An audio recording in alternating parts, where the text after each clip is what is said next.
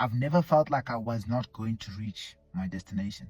You know, I've always known what I wanted to achieve. I've always known what I set out to achieve, and I've never doubted that I'd reach my destination. In fact, I know I will reach my destination, and that I've already reached my destination, and that I am already in my destination right now. It's just a matter of it manifesting in the physical, you know. But in saying that, on my journey, one thing that I realized is that it's not necessarily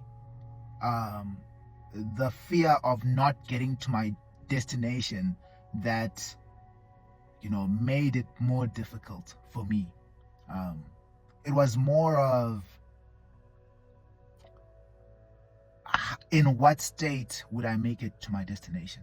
You know, not that would I make it to my destination, but in what state would I make it to my destination?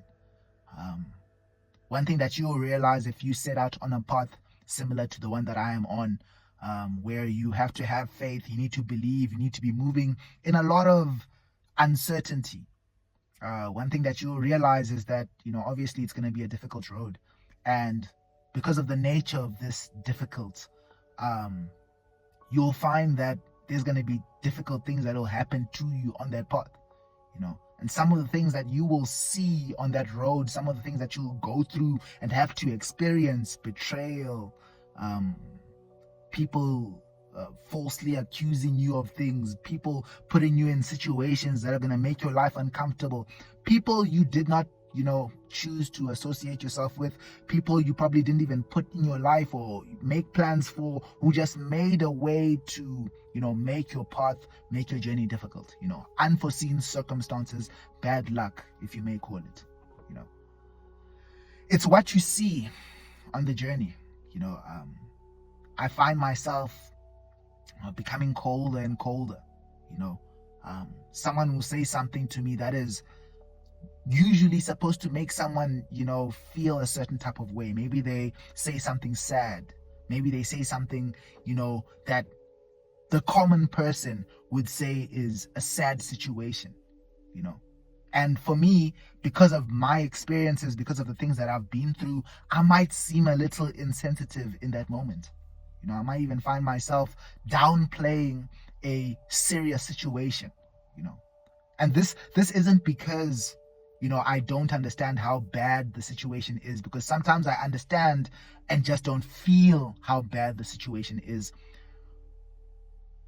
But it's more a case of when you've gone through or seen such evil, dark, depressing, you know, just dirty things, when you've seen darkness, evil, you know, things that you'd say to yourself, I don't believe someone could do that. Why would someone do that? You know, and you get to experience also in your own life, you know, betrayal and all these deep, painful moments.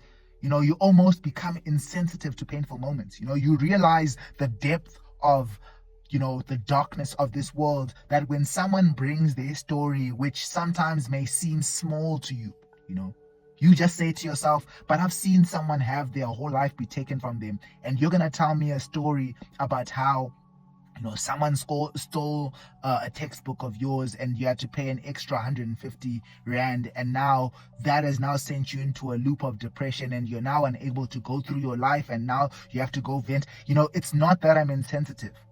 It's not that I'm insensitive. I understand you've gone through a difficult moment. I understand you're going through very serious things, but it's just a case of the things that I've had to see, the things that I've had to go through have numbed my mind to a point where I might seem very insensitive, very cold. You know, the things that I used to care about, the things that I thought were important are no longer important. You know, the things that other people would see as bad or difficult, or for me, I now see as, oh, that's okay. You know, someone stole your phone. Oh, that's not bad. At least it wasn't your life, you know. So it changed the perspective of things. You know, I am now able to play life at a much more dangerous capacity, because I understand the harshness of this world. I understand how a bad decision can cost you a lot in this world. How lumping yourself with the wrong people can cost you a lot in this world. Listening to poor advice can cost you a lot in this world. So I find myself thinking to myself that when I do get to this destination, when I do get to this place, who would I be? What type of person will I be then? A person who can see people dying and not even flinch. Is that where this is going? Is what I'm trying to say. That you find yourself losing yourself. In a past video, I spoke about having to rediscover who I am. Not that I don't know who I am, not that I don't know what I'm about and what I stand for, but like what I said now, when I speak to people, when I'm relating with other people, when I'm dealing with other people, something that might be big to you might be very small to me. Something that might be very serious to me, to you, might be a joke to me. I might find myself saying the wrong thing, not because I'm trying to hurt you, not because I hate you, because I won't feel anything. Trust me. But just because I've lost the sensitivity, the sensitive touch, I have to be blunt now with what I say.